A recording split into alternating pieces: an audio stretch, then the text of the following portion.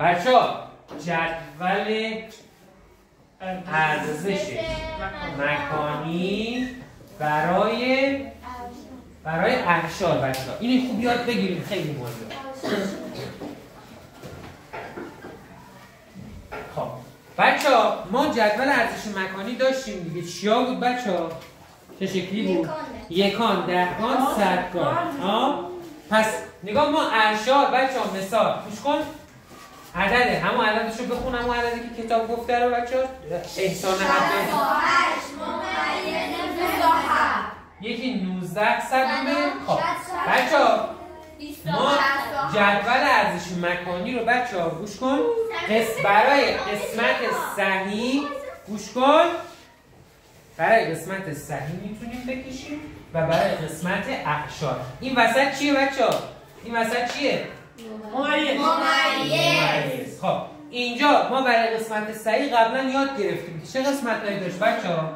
یکان، دهگان، صدگان و همینطوری میره. خب اینور برای این بچه‌ها چی داریم؟ الان میگیم چی؟ دهم، صدم، هزارم. فعلا تا اینجا. حالا 10,000 و اینا هم هست.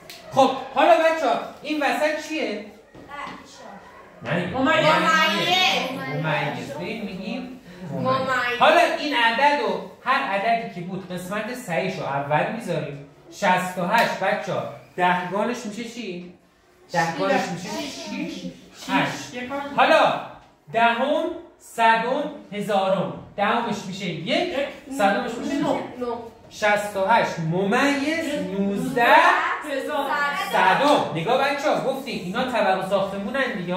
طبقهش دهگان، یکان. خب میگیم 68 ممیز 1 با 9 میشه 1 با 9 میشه 19. این آخر اون عدد آخر رو ساختمونش رو می‌کنیم 19 صدم. بشین بچه‌ها بشین شروع کنیم. خب حالا یه عدد دیگه بگیم اون عددی که پایین گفته 68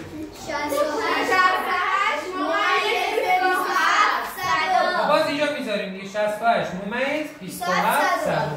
خب هر عددی میتونه باشه. حالا اینو برای من بخونید. اینو برای من بخونید تمام. اینو برای من بخونید تمام. نه نگفتم. میخوام تازه بگم. بچه‌های ما عجله میکنن. خب شما ولی عجله نکنید.